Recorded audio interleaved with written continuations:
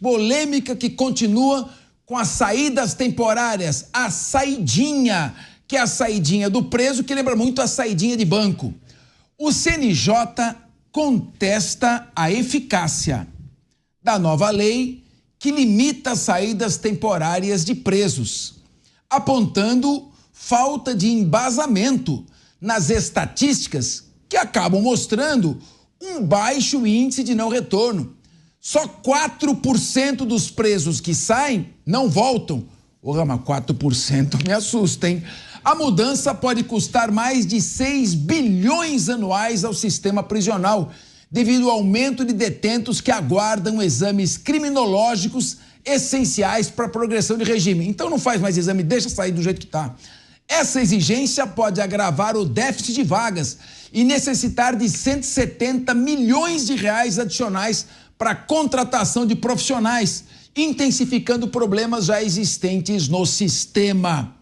Mas, meu querido Guilherme Mendes, se o sistema está tão sobrecarregado de presos assim, não seria melhor o CNJ verificar as condições de alguns presos provisórios que estão presos até hoje sem terem cometido crimes com violência ou grave ameaça?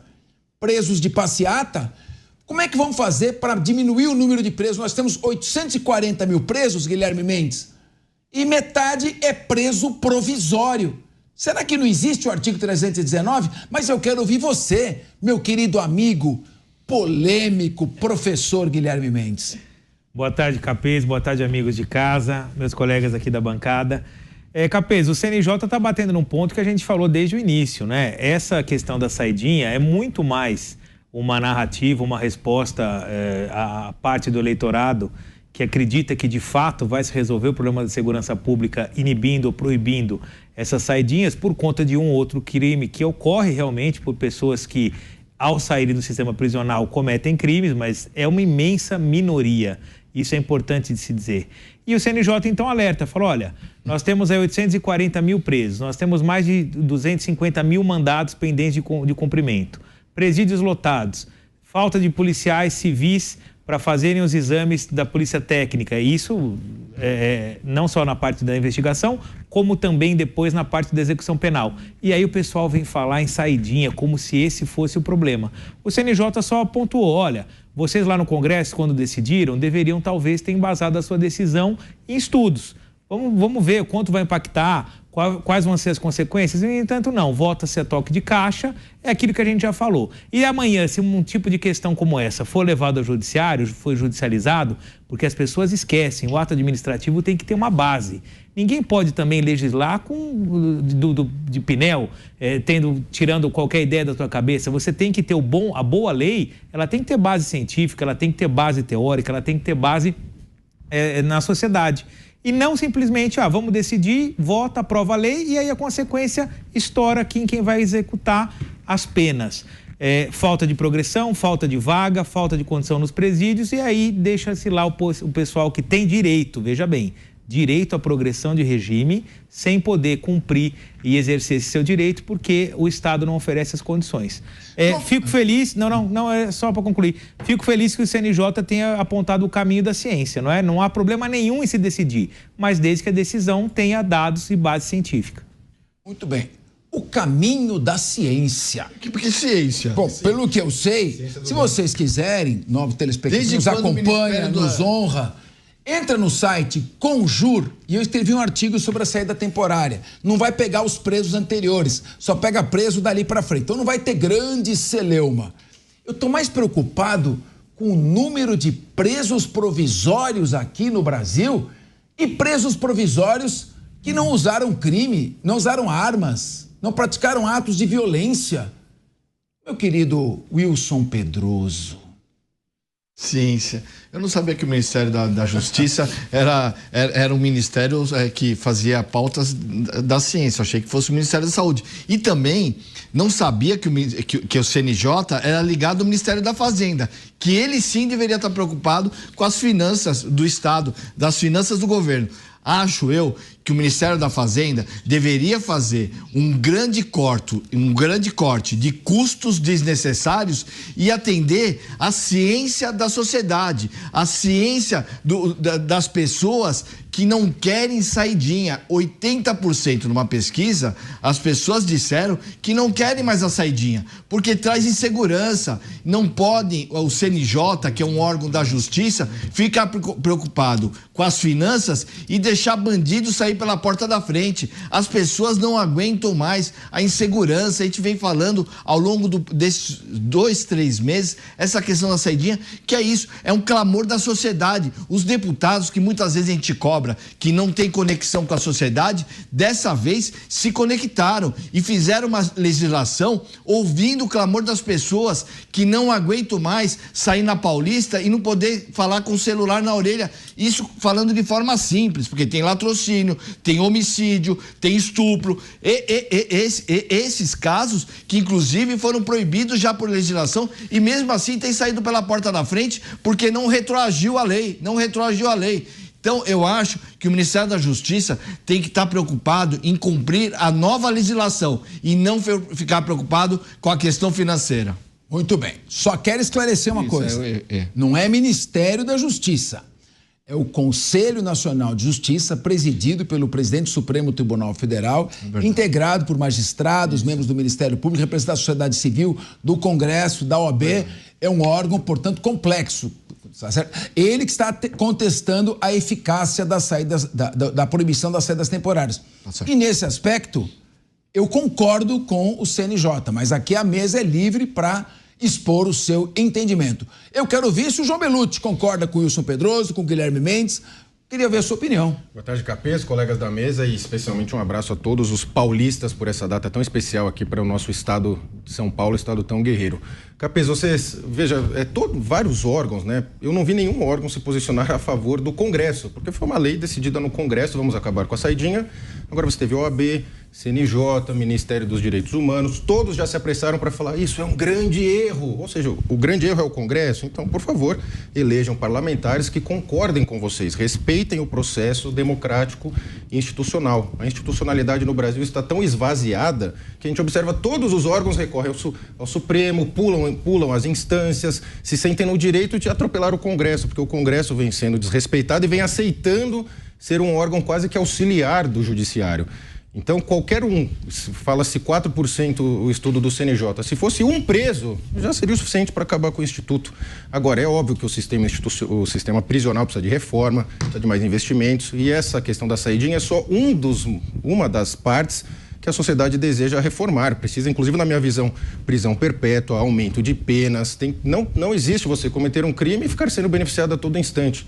Inclusive, eu até peço licença ao Capês, eu acho que deveria se aplicar agora, na minha visão, por ser uma questão processual. Sei que os juristas discordam de mim, mas na minha visão deveria se aplicar agora, porque uma coisa é a pena, né?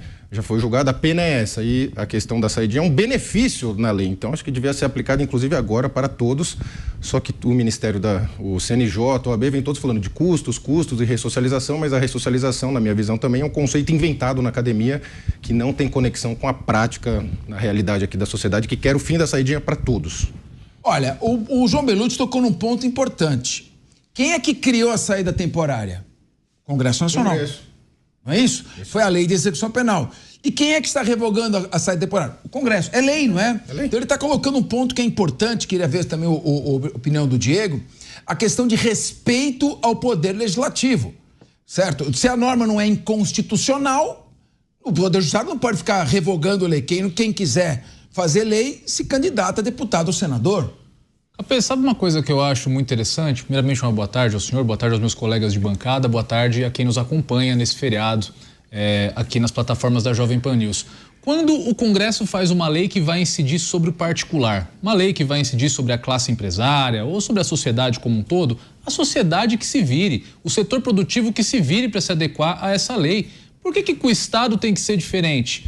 Por que uma lei aprovada no Congresso que mexe com a estrutura do Estado não tem que ser jogada para o Estado e o Estado que se vire para cumprir? Se vai gerar aumento de custo, se vai gerar necessidade de construir mais presídios para aumentar o número de vagas, e isso seria inclusive bem-vindo, porque o problema de déficit de vagas no sistema prisional não foi algo criado com essa situação, é algo histórico no Brasil. Ora, qual a diferença do Estado para o particular? O Estado que se vire e dê cumprimento à lei que foi aprovada, como disse aqui o João Bellucci, respeitado o processo democrático lá dentro do Congresso.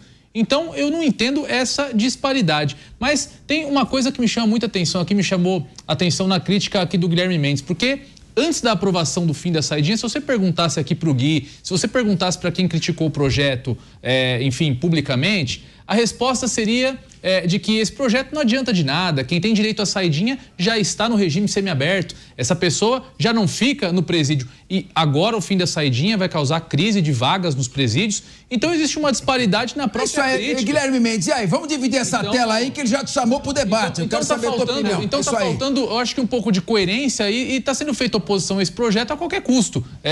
Muda a realidade, a etapa do processo legislativo, muda a crítica, independentemente se tem coerência, se guarda consonância com a crítica anterior ou não. Então, eu gostaria que a oposição ao projeto fosse um pouco mais harmoniosa. Esse projeto não tem tanto a ver com a questão da segurança pública. Eu também entendo que não é um projeto que vai melhorar os índices de segurança pública, mas acho que a política também é feita de alguns símbolos. E passa um símbolo muito ruim para a sociedade o fato de que no Dia dos Pais a gente vê saindo da penitenciária aquele preso que cometeu homicídio contra o próprio pai. No Natal, a pessoa vai comemorar o Natal com a sua família, sendo que no passado recente ela destruiu a vida de uma família. Então, eu acho que é um projeto mais sobre a sensação de impunidade do que sobre segurança pública em si. E nesse sentido, é um projeto que veio muito bem a calhar. Faz todo sentido você diminuir a sensação de impunidade como uma forma também de melhorar a segurança pública no país. Então, esses dois pontos. Eu gostaria que o Estado cumprisse a lei, independentemente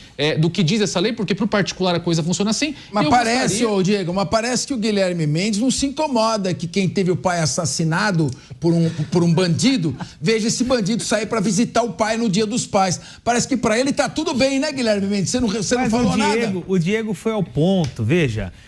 A administração nesse tipo de decisão do Congresso, e veja, aqui ninguém está dizendo que a lei não vai ser cumprida. A lei foi aprovada, seguiu o rito legal, não há problema nenhum. Agora, é possível se fazer críticas, não é? Nós vimos aqui a semana passada uma lei que proibia de se dar comida para morador de rua. Eu não concordo. Ela foi aprovada, foi votada em primeira votação, agora vai para uma segunda. Foi retirada de pauta. Mas tudo bem, mas tá tudo certo. Agora a gente não pode criticar só porque veio da Casa Legislativa? Não, criticar você pode, eu só acho que a crítica tem que ter coerência. Não, mas mais coerência do que o CNJ está apontando? Você tem como dizer que vai gerar um problema de vagas, sendo que a principal crítica anteriormente é que os presos que receberiam esse benefício já se encontram no semiaberto. Espera um pouquinho, então. Eu vou entrar nessa... Eu vou entrar nessa confusão, então, já que você tocou nesse assunto. Produção, tem aí o parágrafo 6º do artigo 282 do Código de Processo Penal? Olha lá, artigo 282, vamos ver o que diz a lei, então, né, Guilherme Mendes? Vamos lá. Desce um pouquinho, vamos chegar no parágrafo 6º, que o que eu quero é o parágrafo 6º. 282, parágrafo 6º. 4º, mais 2. Aí. Parágrafo 6º. Presta atenção que você que está nos acompanhando aqui, linha de frente, discute em cima de fatos. A prisão preventiva somente será determinada quando não for cabível a sua substituição por outra medida cautelar menos invasiva. Pode voltar para mim. Quer dizer, o que está na lei é, antes de decretar a prisão preventiva, qualquer juiz é obrigado a verificar se não é o caso de uma tornozeleira eletrônica, se não é o caso de afastar a pessoa do exercício da função pública enquanto corre o processo, se não é o caso de afastar a pessoa do exercício de uma atividade financeira enquanto corre o processo, se não é o caso de obrigá-la a comparecer mensalmente ao fórum enquanto corre o processo. Agora, me parece aqui, Diego Tavares, que a prisão preventiva se tornou o apanágio para a solução de todos os problemas. Não gostei, prende. O processo começa prendendo para depois apurar e investigar. Aí nós temos metade de presos que estão lá, que não são violentos, que manifestaram muitas vezes uma condição contrária à ideia dominante, e estão lá na cadeia e poderiam sair abrindo vaga. Então, a questão não é que a proibição da saída temporária vai criar um impacto. Isso é narrativa para mim. Por isso que eu queria que você falasse isso também e queria que o Guilherme Mendes continuasse te contestando para chegar onde em algum meio termo, ô Diego. Fala, Guilherme. Eu fiquei feliz em ver aqui um ex-promotor dos mais combativos defendendo política de desencarceramento. Olha só, felicidade, ganhei o dia. Porque de verdade o que o Cabeça está falando tem toda a razão. Nós temos que diminuir de uma forma massiva a comunidade carcerária. Porque, de fato, não tem cabimento você ter 1 milhão de pessoas encarceradas. O que não tem cabimento são os índices de criminalidade do Brasil. Diego, se você me permite... A questão que você coloca vai muito na linha do que o Capê estava dizendo. Cada vez se prende mais e os índices só aumentam, o que mostra que a política de combate aumenta a criminalidade. Tá errada. Então o que o Capê diz é isso, você vai lá, coloca dentro da prisão um cara que está preso preventivamente, que muitas vezes não traz um grande risco à sociedade, aí ele entra lá e se torna um bandido qualificado, como o Capês bem diz, porque hoje as penitenciárias são escolas... Mas o Guilherme... Ele entra perigosinho e sai de lá um bandidaço. Mas eu só não entendi a sua surpresa de eu ter ficado 36 anos no Ministério Público, cuja função é fiscalizar a lei. O Ministério Público é fiscal da lei. E o promotor é promotor de justiça, não é promotor de acusação. Você mesmo se referiu à expressão. Sim. Então, a lei não é o promotor que quer colocar todo mundo na cadeia. Isso não é ser promotor. Isso não é ser do Ministério Público. Eu, inclusive, preparei vários promotores ao longo dos anos que entraram na carreira do... Fui professor da Escola Superior do Ministério Público. Ministério Público fiscaliza a lei. E já que você perguntou, tem o artigo 319 aí da lei. Vamos ver. Olha aí, olha o que o juiz tem que fazer antes de decretar a preventiva.